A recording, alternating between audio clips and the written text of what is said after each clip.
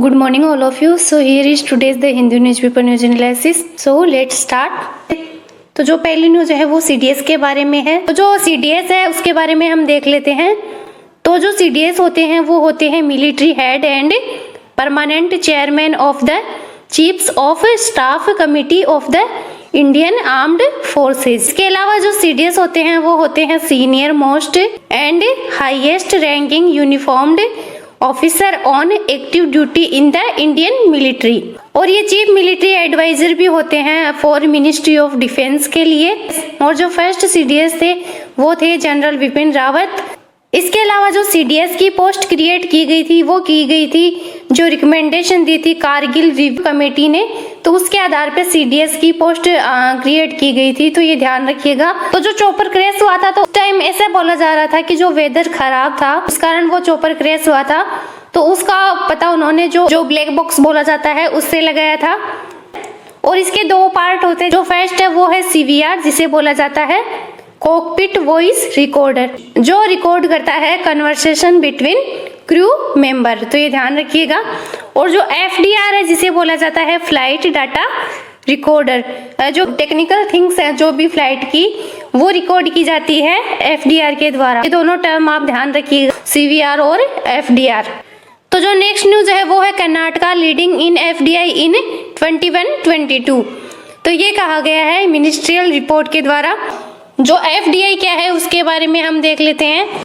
तो जो एफडीआई होता है उसे बोला जाता है फॉरेन डायरेक्ट इन्वेस्टमेंट, और जो एफआईआई होता है उसे बोला जाता है फॉरेन इंस्टीट्यूशनल इन्वेस्टमेंट। तो जो एफडीआई होता है उसमें जो फॉरेन कंपनी है वो लाती है capital into country to set up production. इसमें जो इक्विटी है वो खरीदी जाती है एक जो अब्रॉड की कंपनी है उसके द्वारा। तो ये दोनों में डिफरेंस ध्यान रखिएगा। और जो एफडीआई है वो लॉन्ग टर्म के लिए होती है, ये जो होती है ये शॉर्ट टर्म के लिए भी हो सकती है और लॉन्ग टर्म के लिए भी हो सकती है।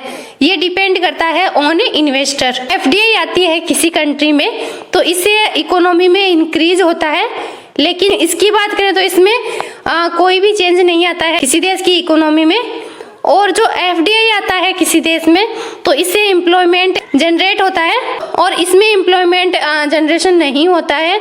जो एफडीआई आता है उससे जीडीपी में इंक्रीज होता है, इसमें जीडीपी में कोई भी चेंज नहीं होता है। एफडीआई के द्वारा इन्वेस्ट किया जाता है जैसे इंडियन कंपनी जो उनमें इसमें इन्वेस्टमेंट किया जाता है इन सेकेंडरी मार्केट। इसमें आपसे पूछा जा सकता है कि जो एफआईआई है उसमें कौन से मार्केट में इन्वेस्ट किया जाता है, प्राइमरी या सेकेंडरी।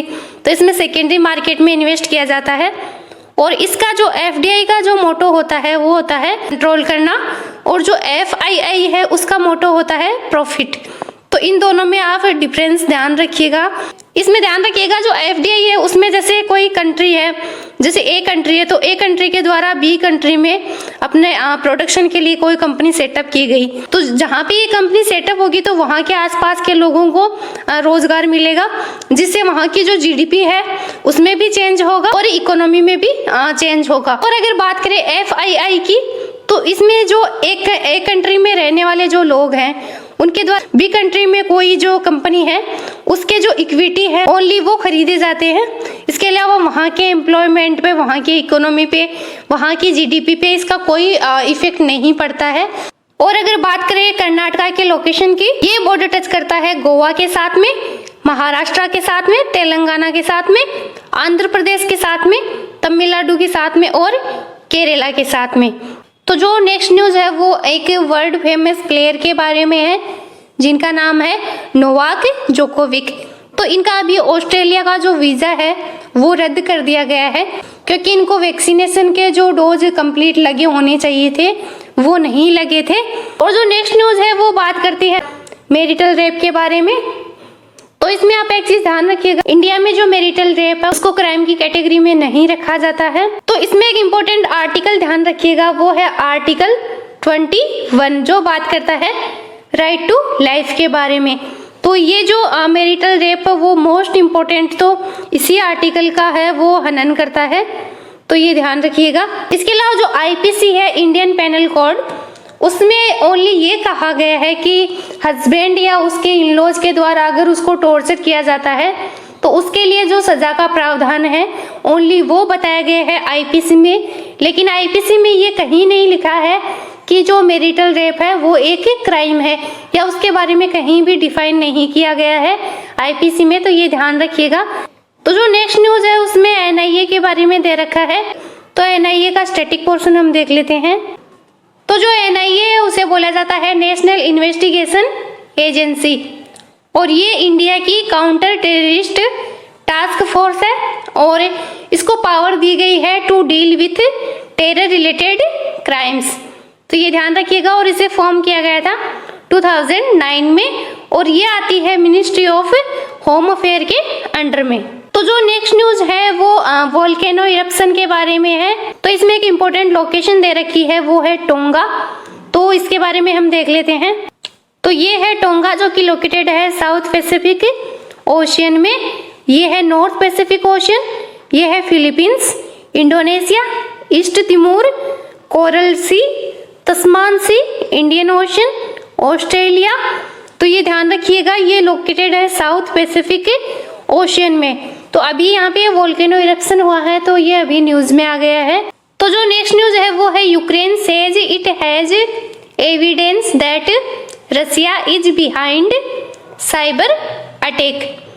तो जो यूक्रेन और जो रसिया है उनके बीच में डिस्प्यूट के मैटर रहते हैं, इस कारण ये काफी न्यूज में रहते हैं। तो जो यूक्रेन है उसकी लोकेशन हम देख लेते हैं।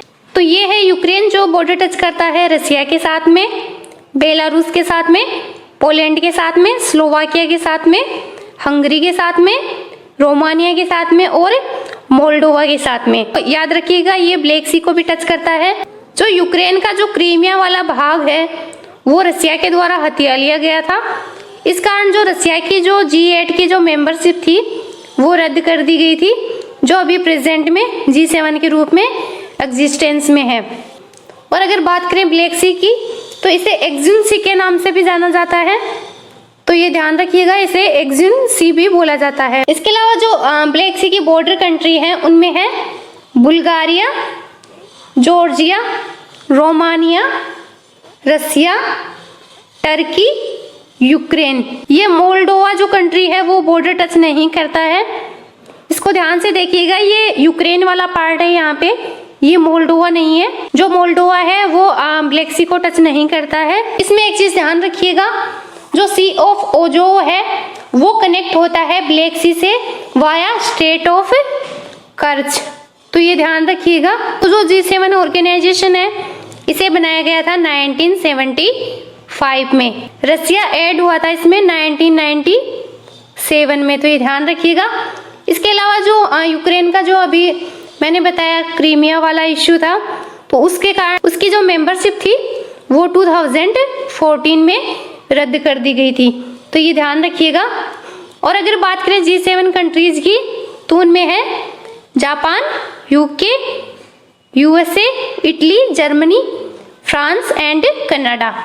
और जो G8 है वो अभी एग्जिस्टेंस में नहीं है। और अगर बात करें G20 कंट्रीज की, तो जो G20 जो ऑर्गेनाइजेशन है उसे बनाया गया था 1999 में। तो ये ध्यान रखिएगा। तो इसमें शामिल है G7 plus Russia plus Argentina, Australia, Brazil, China, European Union, India, Indonesia, Mexico, Saudi Arabia, South Africa, South Korea and Turkey. तो ये ध्यान रखिएगा इसमें कौन कौन सी कंट्रीज हैं। तो जो नेक्स्ट न्यूज है उसमें बोला गया है कि जो दिल्ली कोर्ट है उसने डिसमिस कर दी है bail of Sulli deal creator.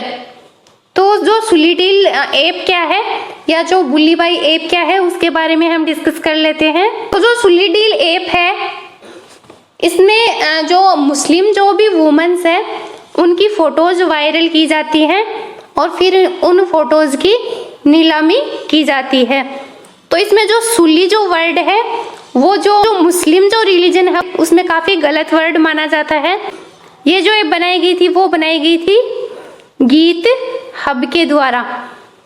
तो ये ध्यान रखिएगा। तो नेक्स्ट एडिटोरियल है, जो फर्स्ट वाला एडिटोरियल है वो बात करता है जो अभी महाराष्ट्र में एक जो डिस्ट्रिक्ट है वहाँ लोगों के द्वारा जो कोलगेट है उसको ना खरीदने के लिए प्रोटेस्ट किया गया था। तो इसके बारे में है। इसको आप आंसर राइटिंग के पॉइंट ऑफ व्यू से यूज कर सकते हैं। तो जो नेक्स्ट वाला एडिटोरियल है वो बात करता है जो अर्बन फ्लड है उसके बारे में। इसमें जो पॉइंट दे रखे हैं उनको आप आंसर राइटिंग के लिए अगर क्वेश्चन आता है अर्बन फ्लड से रिलेटेड तो उसमें आप मेंशन कर सकते हैं। तो जो नेक्स्ट एडिटोरियल है वो रिलेटेड है स्पोर्ट्स से। तो इसमें एग्जाम के पॉइंट ऑफ व्यू से कुछ इंपॉर्टेंट नहीं दे रखा है।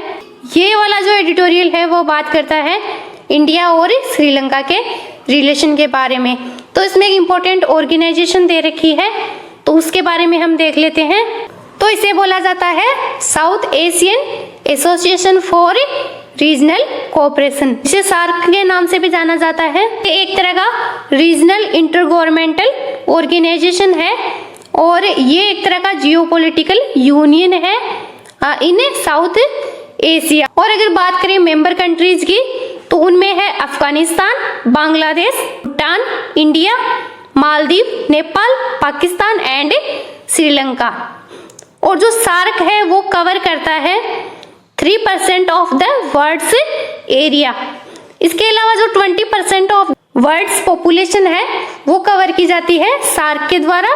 और ये फाउंड किया गया था 8 दिसंबर 1985 में इन ढाका, जो कि है कैपिटल है बांग्लादेश की। और अगर बात करें इसके हेडक्वार्टर की तो वो है काठमांडू, नेपाल में। तो जो नेक्स्ट वाला एडिटोरियल है वो बात करता है क्रिप्टो करेंसी के बारे में।